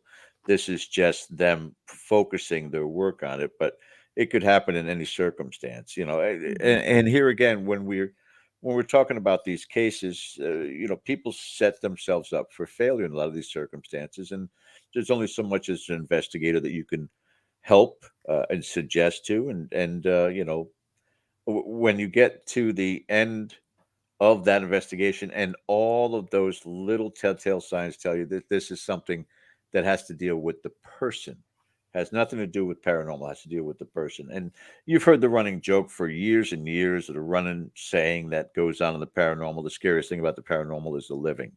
The experiences time and again have proved correct with regards to that, but there are some out there that you try to steer in the right direction. You don't want to try to summon. You don't want to try to make Mhm. connection with if you don't know what you're connecting with on the other side. Now, if you're feeling that there's connections, that the communication that's being brought forth to you, maybe there's a message that's there from a loved one, whatever it may be. But the minute that you start again, keeping notes and running your recorders and doing all this inside your house, and you're not aware of what you're doing or who you're communicating with, you're setting up a Hmm. very dangerous predicament. Ouija board notwithstanding, you just have every opportunity out there to Hmm. open up horrible situations, horrible door. And I'm not saying everything again is a negative Ghost Adventures episode, but I'm saying that those possibilities do exist. Yes. And if in your mindset while you're doing this is that expectation to connect with something negative, you are just manifesting that scenario that much Yeah. more. Yeah, Yeah. I'll just put a bow on what George said by saying when Ouija boards first came out, late 1800s, early 1900s, it was a parlor game. Yeah. Who am I going to marry? And, will I be rich? And couples would sit there with the board between them. And God, Norman Rockwell was painting pictures of them on the Saturday Evening Post. It was a pretty wholesome thing. And then somewhere along the line, tell me where in the instructions for Mm. using it does it say light candles, take to graveyard or spooky attic, put religious Right. talismans on the board, make a circle and salt around you of protection. It's like, when did that happen? That's us that's doing this for a Yeah. little bit of extra oomph, a little bit of that thrill seeking type of thing. But it all comes down to what George is saying, intent, Yep. because there's no instructions that say you must go up to your spooky cobweb filled attic with a Ouija board and call on something dark. That's all about intention. Yep. It was just designed as a harmless diversion Yeah, but so at is the one point. field. The field also has that intention when you go to these places and, let's go lights out, let's go dark. Why? Other than the ambiance behind Hmm. it. Yeah, a lot of understanding of why we investigate at night because, like right now, my street's quiet. Trying to Right. investigate in the middle of the day and all the traffic going by and the Yep. construction trucks and all that, forget about it. But some of these other locations, such as you mentioned, Gettysburg and other locations, I've heard time and again where there's just as much activity in the daytime because that's when those locations would be most active anyway, be it a hospital, be it a prison, be it a hotel. So there's a lot that's going on there. But people want to get into that spooky mode. And again, social media kind of sold them on that idea. And Yep. let's go dark, let's go dark, let's go dark. And it's not a necessity, but it does help with the ambiance and the mindset that I'm looking for something in the dark that's scary. So, Be careful what you wish for. amen. I'm going to welcome Lady Blind Wolf. And she did say, talking about Ouija boards, if you don't know how to use them responsibly, then just leave them alone. But I mean, that would, I agree, because I was the dumb kid that played. Oh, well, isn't that nice? Isn't that Oh, lovely? that's when you know you've made it big. Yeah, thanks for That's coming the by. first. That's the first time. Yeah, Yeah. you That. made it big. Or at Thanks. that, yeah, at that point in time, they're like, look, yeah, there's a lot of people You watching right Oh, now, so look, let's yeah, it's a lot of people watching this, so I guess I'll just jump in with like you got one more, I honey. won't cuss. I One more. promise. I promise I won't cuss. yeah. One more, honey. One more. You gotta.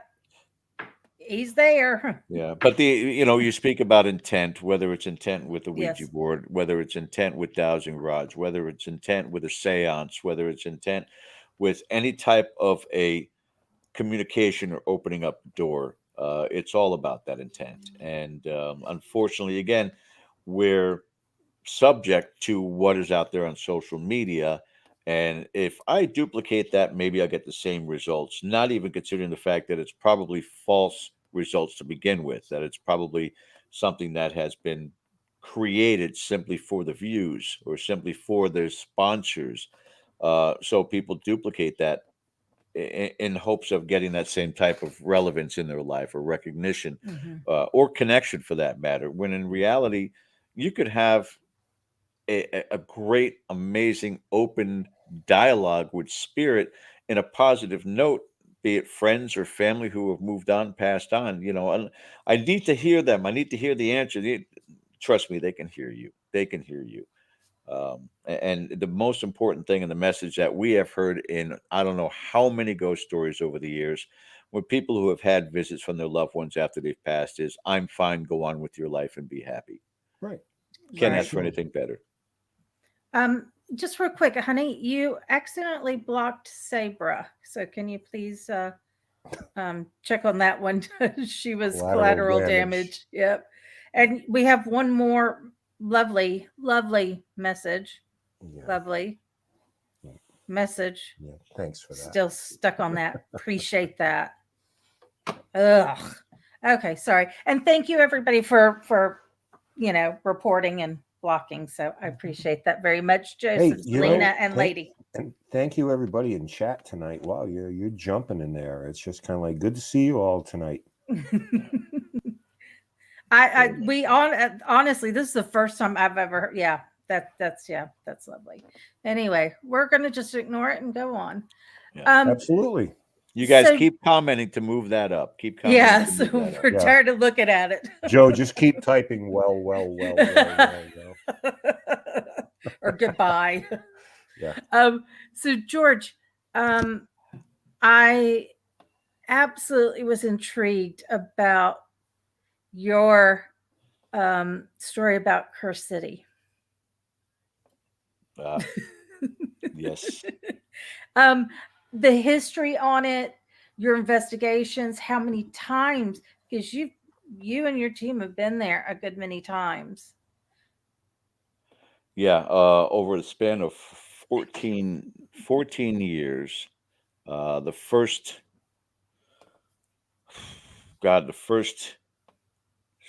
7 years or so, we were there countless times, and last we were there only 4 times, and that's when things got very, very dark there. And again, all about the discussion we were having in chat about intent. Yep. There were investigators, it would seem, and this is all based on supposition because we never ran across them, who came into this location, this incredible location in the middle of the Ocala National Forest in Central Florida, who probably disrespected, the first telltale sign is this old wooden 2-story house where there was a styrofoam cup that was a makeshift ashtray on the second floor of this all wood house, filled to the brim with butts, and one of the cigarette butts had actually burned through and then left a burn mark on the floor and could have burned that building down. So whoever was in there, they were smoking in the location, and they were probably being very disrespectful. And the energies in this incredible multi-acred land, multi-location as far as building land, the post office, Twin Oaks, the father's house, the cemetery, all of it was just a gold mine for us to discover. And we had the privilege over years to have Andrea Perrin visit, John Zaffis, Brian Kano, and all of them sitting here going, there's nothing like this we've ever experienced before as far as the dialogue with spirit. And but again, all about intent. Somebody came in and really made that place very, very negative. I suffered from it. Yes. With my investigations, I continue to suffer from it with a negative connection. And we all know the risks and what it is that we do when we're in this field. And sometimes you jump into the deep end of the pool and forget how to swim. And unfortunately, I suffered through that and will continue to do so. According to Bishop Long and some other friends of mine that I know in the field, this may be something I'll be battling with for the rest of my life. But yeah, glad you brought that up. Awful. Well, to me, it was interesting because I, just researching stuff in the South, I found things on Curse City. And so when you mentioned it, I was like, oh, okay. But I could never find the history of it. I mean, because I wasn't, to be honest, I wasn't like, I'm not going to delve into the whole thing. I just found it was so beautiful. And I did know the brief history, but I thought, what a beautiful little place that's just preserved and as is. So then when I heard your story, I was like, oh, wow. Okay. Yeah, It's just awful. it's pretty and a cheap plug if you guys go back. I think one of our first with KGRA episodes, we had Bishop Long on, and I talked ad nauseum about my case and what I've dealt with. And the Bishop Long was a great sounding board, has always been for me.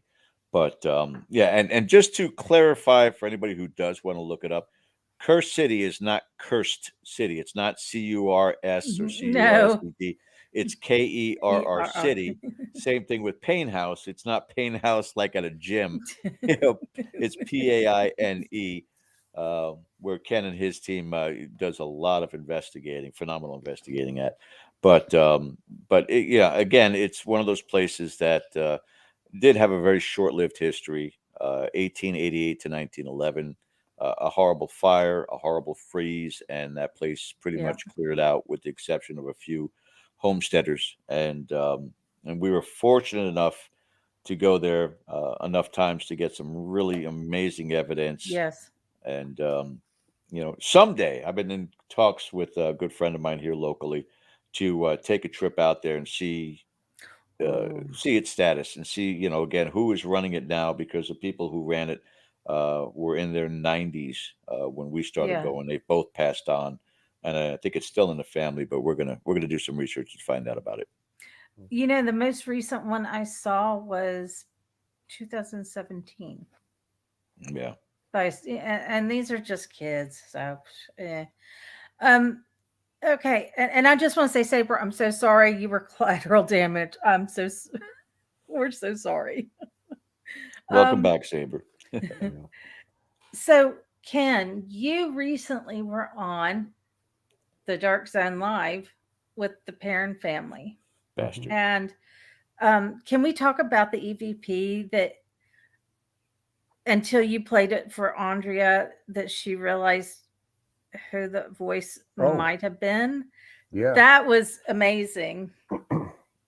We did the Dark Zone event over the Halloween weekend, but I guess about 9 years ago, we had investigated the house. We were given permission to come in by the previous owner, who was the aunt of one of our investigators, the only reason we got in the house. Oh wow. And it was just, I had no idea that there was a family connection. So it was just one of those, my aunt wants to know if you feel like investigating the house. Sure. At the time, I didn't know Andrea Perrin. I didn't know the Warrens had been in there. I knew nothing. There were no books Mhm. written. There was no movie made. So a couple of the investigators, a couple of our female investigators were coming down the stairs and recorded the sound of a little child's voice. And it's kind of indistinct because their footsteps are over it as they're coming down the wooden stairs. But clearly at the end, we do hear the words "find me."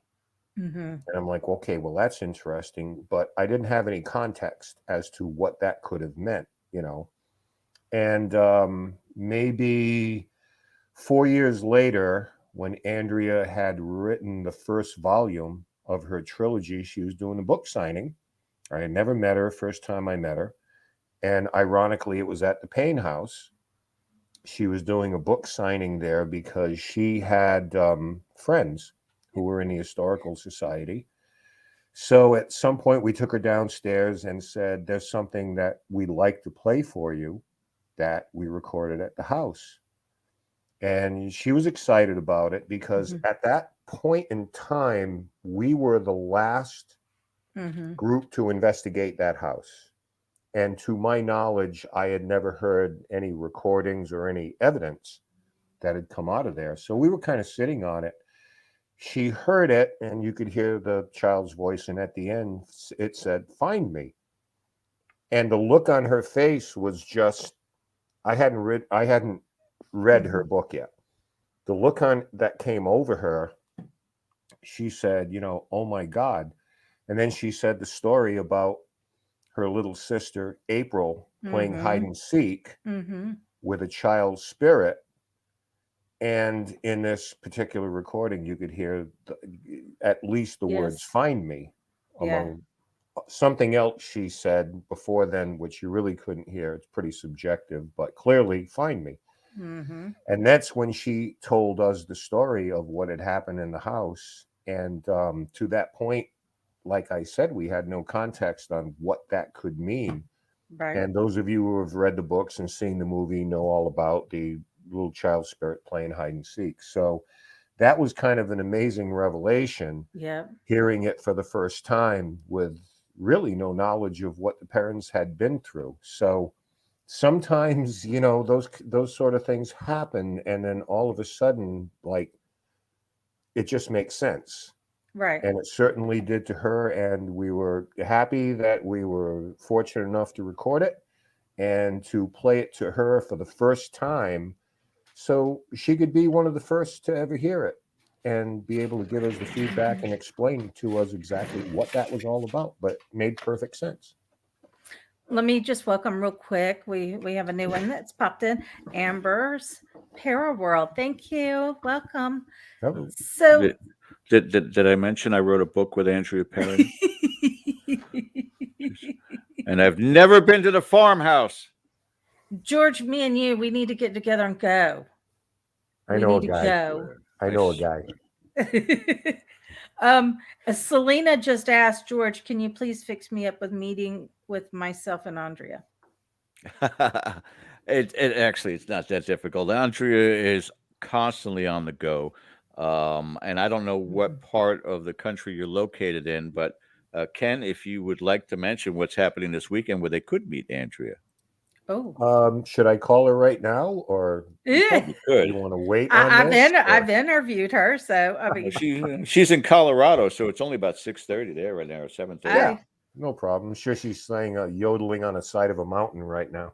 I told Ed, as I told my husband, I said, because her family is 45 minutes away from me, and I said, I am going to make sure when she gets in Georgia that I said I have got to meet her. I said it was a Andrea's pleasure to be able to interview her.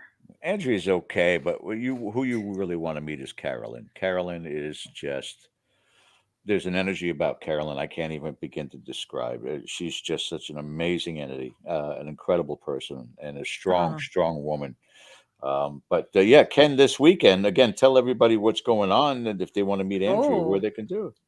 Oh, ninth annual Ocean State Paracon, and this is an mhm. annual event we put on. We took last year off, obviously, and it's going to be at the Plain Ridge Casino in Plainville, Massachusetts. For anybody who's local who wants to come by, we run it every year. A host of guests, including Andrea Perrin, Yep. presentations all day, many vendors, artists, paranormal groups, card readers, psychics, the metaphysical, clothing makers. So they're a pretty diverse group, and 100% of the profits for this event, as they do every year, go to a selected beneficiary. And this year it is Camp Braveheart, who offers free grief counseling Mhm. counseling for children 4 to 17 who have Oh, lost someone in an outdoor setting. So they boat uh, and canoe and hike and, do things in an outdoor setting with people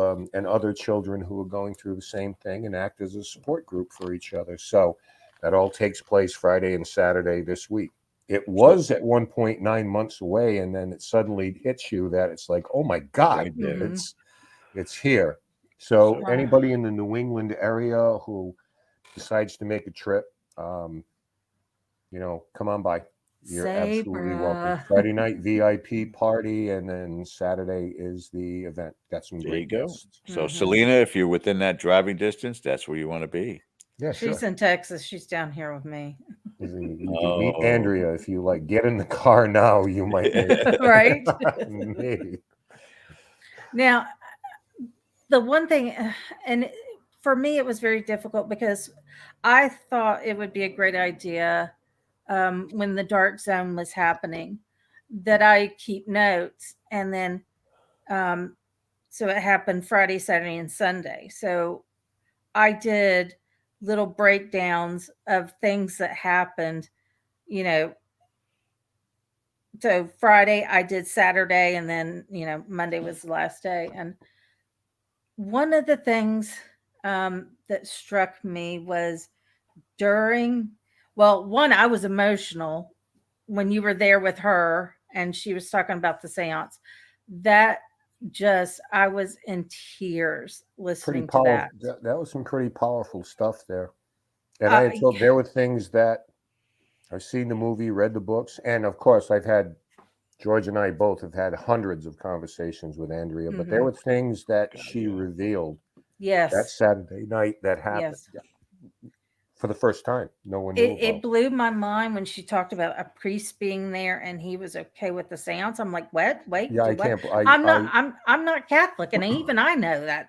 I literally interrupted the broadcast Yes, to have her repeat that because yes. I couldn't believe. And I remember turning to Susan Slaughter, and looking at her, and she had the same reaction, like, Hmm. "No way, dude." But you also had the So, same reaction when Andrea was saying that the medium had a little black bag and she was sprinkling stuff on the table. And I remember Susan looked at you, you looked at Susan and was like, what is yeah, this? Is this really a seance, or was my personal opinion? I don't think it was a seance. I think it was conjure. She was there to conjure something. um, I don't know. I can't speak for. Obviously, Right. no one can Right. for Lorraine or Ed at this point. I just thought the way that was It was weird. about, and the things that we learned. Um, Hmm. for instance, Ed telling the family, Ed, the daughters don't call the cops, Yes. or Yes. telling Roger that if you love your wife, you'll Y- allow us to do Oh, this, and kind of leveraging that whole situation. I was like everyone else. I mean, I'm standing there. I was in the room at the time all yes. this is going on, and I was just kind of like, is this real? Yeah, I could Apparently, even it pick up was. there was some kind of wild vibration going on when she was telling this, because it was just so emotional. And I was kind of glad that it was a lot, because I had just done an interview and then I was doing 3 days of breaking down everything that happened. And I mean, that was so emotional. I mean, having one children there, children.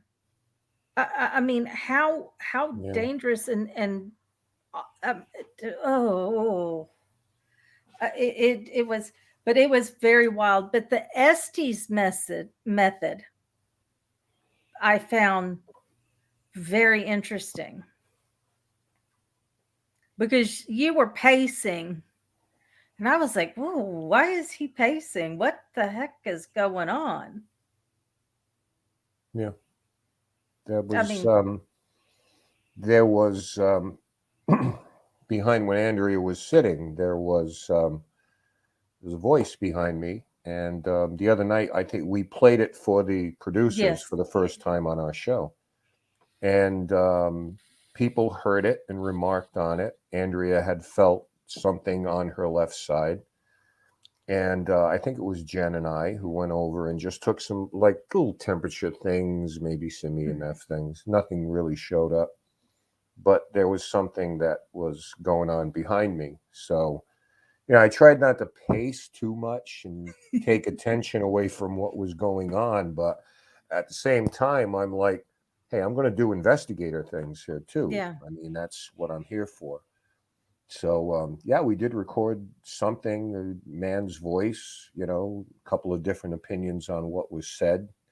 Corey came pretty close to what I thought it was. So yeah, there was just that window of time there that there was just a lot going on hmm. all at once, and we just couldn't, you know, quite pin it down. It's such an amazing place, and I have such a pull to want to go there. And we'll see. We'll see how it goes. The whole, You'll love the owners. yeah.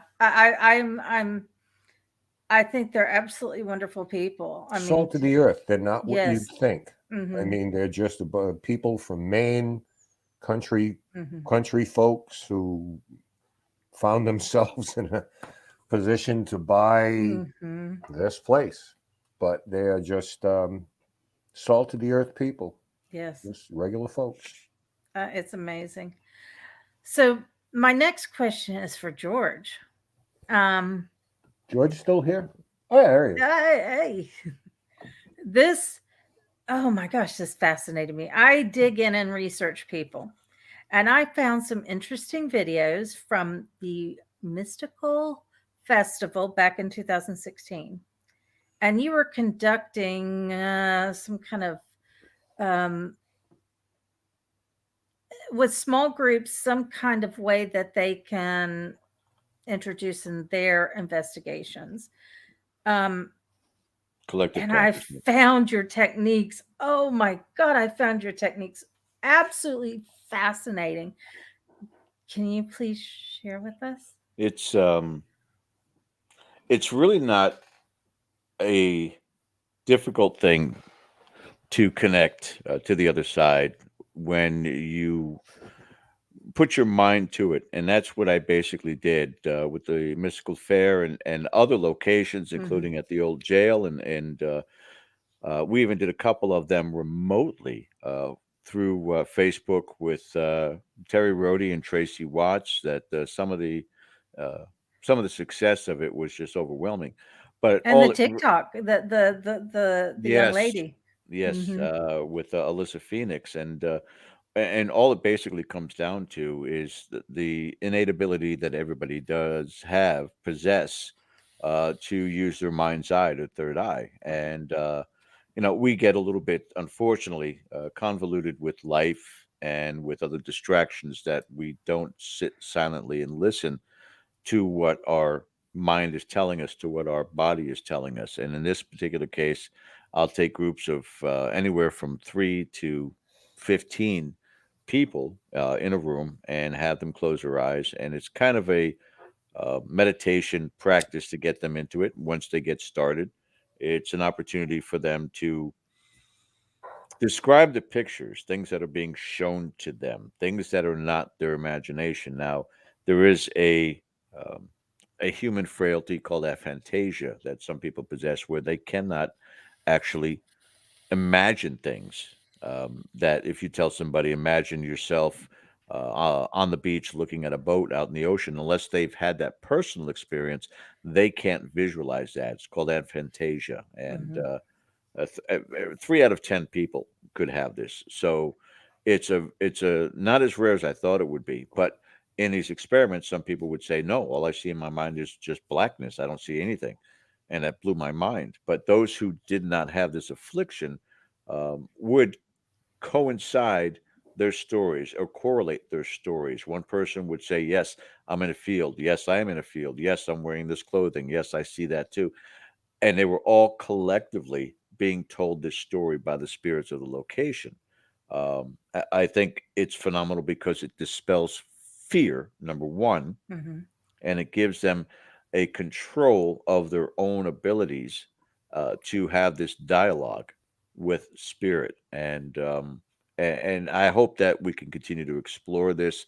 We Uh, even did this at the Payne House and had some tremendous results. A couple of locations. Yeah, Smith's Castle, but that's another story, obviously.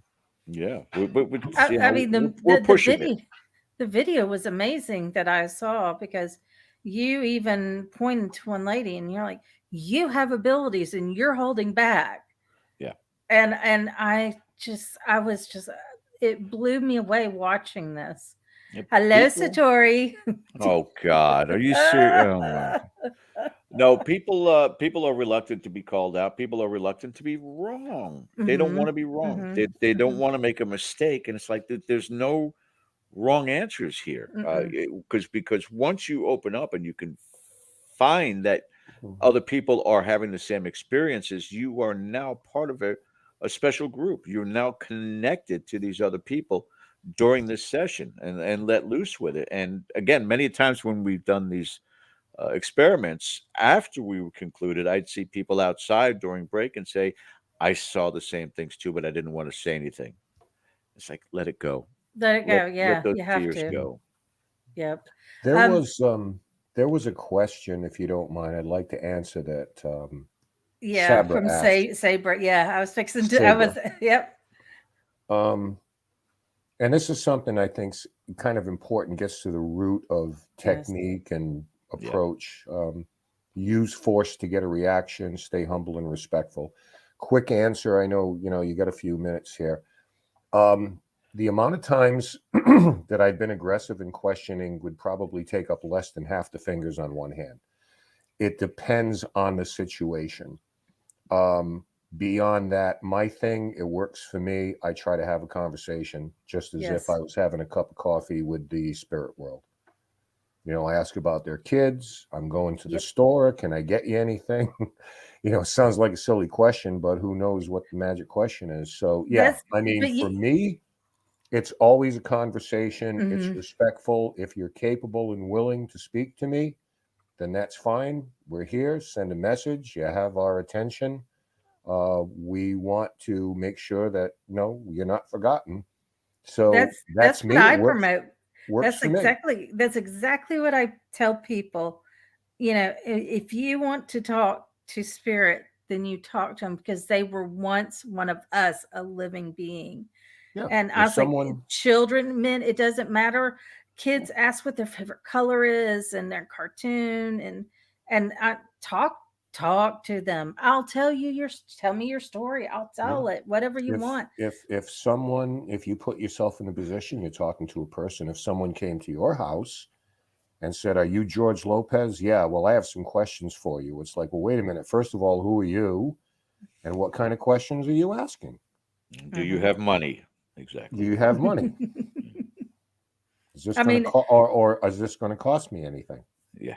the only time I've had to really get upset was um, there was a friend of mine, and there was something he just nasty, just a nasty person, and I literally had to put my foot down and literally get in front of her and go, no, we're not going to play this game. Cut it out. We're here. We're being respectful. We're being kind. There is no need for this. That's the only time and I was a bit more aggressive than that. I'm trying to be polite, but that's the only time I've had to do that. But See, Yeah. otherwise, you talk to these people. why not? I found in my experience it Successful works. experience. It works. Successful. Yeah. Ken is very It successful with it. works. Saber's asking all sorts of good I know questions she's now. got a It's like, good one. How does it make you guys feel when you hear that another paranormal group or person fakes evidence? Okay. we've had it happen to Okay. us. We've had it happen to us. Sometimes people have faked evidence because they felt bad that nothing was happening that night. So, I mean, they don't get a pass because of it, but like everybody else, it pisses you off. There's no need for it. I mean, so, but Yeah. when people say they do the field a disservice, I don't feel that way. Just do it better. No. There's your Hmm. response. What are you going to do? Because there's so much out there now. Just so your answer to that is just do it better than them. Yeah. Hmm. Team put your name here goes out and fakes evidence. Team B looks at it enthusiastically and goes out and tries to do it without faking evidence. They may be more successful. But it sometimes the fake evidence and again the tomfoolery of what we see on social media and television, but it draws other people in. It is a Hmm. magnet, negative or otherwise, but it may just spark the right investigative group to come in and do right by the field. And they may turn around 5 years later, look at that team that brought them in and go, "Oh, now I know that that was bullshit." Now, okay, all right, that makes Hmm. sense, But they got the spark going, and that is still important, regardless of how it brought them to the table. It brought them to the table. Hmm. Yeah, if more of us do it better, then eventually it opens people's eyes, and those Yes. people who do that eventually, they're going to fade out quick. Always. They're going to I fade out mean, quick. the way I look at it is you're going to have people that are going to, I call them entertainers. That's all they do. They entertain. And unfortunately, yeah, they drag along people that honestly believe what they're getting is so true and absolute and everything. Oh, goodness. Okay. Sabra says, when an investigation, have you ever seen something in a mirror or TV screen or something turned off? Uh, Something turn off. Yeah. I mean, I don't pay a lot of attention to reflective surfaces yeah. because there could be anything in them, including windows, things like that. It has to be something that's really profound and unexplainable because a lot of times, you're just getting mirror images. I'll tell you a very, very quick story because I know we're short on time here. At a point in time that we were doing contact on a regular basis with spirits, and one of the questions was, "What do you miss most since you've passed?" And it was a female, and she said, "My mirror." And it made absolute sense to me because her normal routine, and we're all about routine, Mm-hmm. was getting up every day and making up her face in the morning, doing her hair and all that. And she missed that part of her life. That's where I believe a lot of times that people do have attachments when they are indulging in things that fire off their endorphins. I think Mm-hmm. that a lot of people, whether it's a steak or it's a cigarette or it's candy or whatever, that the spirits are able to engage in some of that in some Mm-hmm. way. But when that was a sad moment to hear Oh, that, yeah, I miss being able to see myself, my reflection, and do what I normally did every morning. Mhm. But as far as actual experience of seeing things in a television reflection or any kind of reflection, to my knowledge, no. um, actually, um, your email address, there's an email address on your YouTube channel, correct? Yes. Yeah. Yeah, Sabra, you can go to their YouTube channel and I promise you, very good. And you can send your picture. Sabre, if you can remember this, it's pretty simple. It's deadairhosts@gmail.com. There you go. Dead Air Hosts.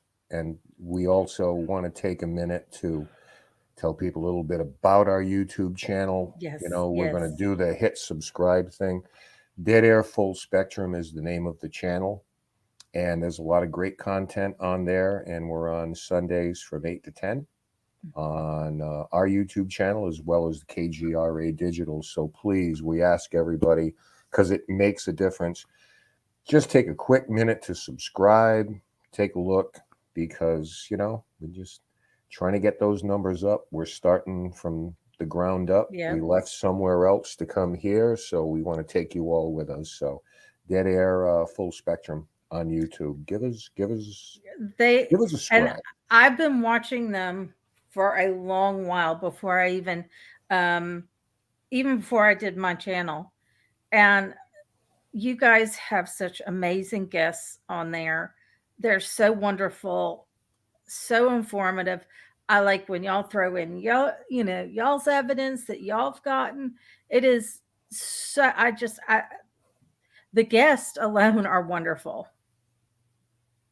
So We've been fortunate to have, and I know that a lot of times George will echo this. We take great pride, and of course, we mhm, have the Nick Groffs and the Steve DeChavis of the world, and the Bishop Longs and the Jason Hawes, and we've had all those people, but we've also been able to bring in people that may not be as famous and popular, but mhm, they to try to introduce them to people, and mhm, they have some of the most amazing insights, whether they're authors or just investigators, mhm, people from the different facets of the paranormal. So mhm. we thank you for your kind words. We appreciate it. Yes, I thank you. mean, definitely go take a look, subscribe. You will like that are set up, the way they interview the people they interview. It is, I mean, as I was telling y'all before the show started, my husband, who's not even into the paranormal at all, but will hear who I'm listening to. And I remember the first time he goes, "Who are you listening to? Because I love the way they think. Oh my God, why can't more people think like this? See, and he would know. Yes, your husband has good taste. I'm telling you. I know he's Don't back make there his somewhere. head. No, you're going to make his head swelling, and then he won't be able to leave the room. I know you're back my there name somewhere, Ed. somewhere it rang. Yeah. Oh, But you liked them. You liked them a lot. You married an it's all-seeing seldom. eye. It is seldom that I think that when I hear these YouTubers that I think like, okay, these guys make sense. So Well, thank you. that's up to you then. But Thank you, Ed. it's the way that you bring the show, and I'm telling you, it's the rest. Yeah. And the humor, you like their humor. So the only Yeah. I'm only subscribed to this channel too. So Oh, so those are We're my on two channels. We're on a recruiting mission tonight. yeah. But the checks in the mail, Ed. That's it. Thanks. and you will hear Joseph's a regular on there. Aaron, you will, when they tell you that highly recommend them, they are speaking the truth. I cannot. I don't even have the words to say how much I have enjoyed you guys, and you guys also Thank you. made me go, maybe I can do this. Since I'm not able to investigate, maybe I can do this. Yeah, you do And well. pick the right people to bring on and show there's more people out there that are doing good and trying hard. So I am so grateful that I had this chance to interview you two. Wow. You are wonderful, wonderful men. I just Oh, thank you so much. It's that means a lot to us. You know, Yes. plus as a bonus, you never know. You come to our channel, Cody and Satori show up all the time. Oh God. Right? Cody and Satori show up all the time. I got to get back with them because we need to reschedule.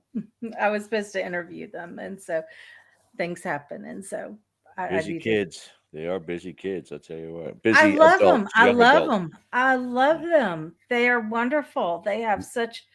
I love their attitude and look on life, and The future of what we're doing is in the hands of people like them. yes, God help us. And- yes, God help us, yeah.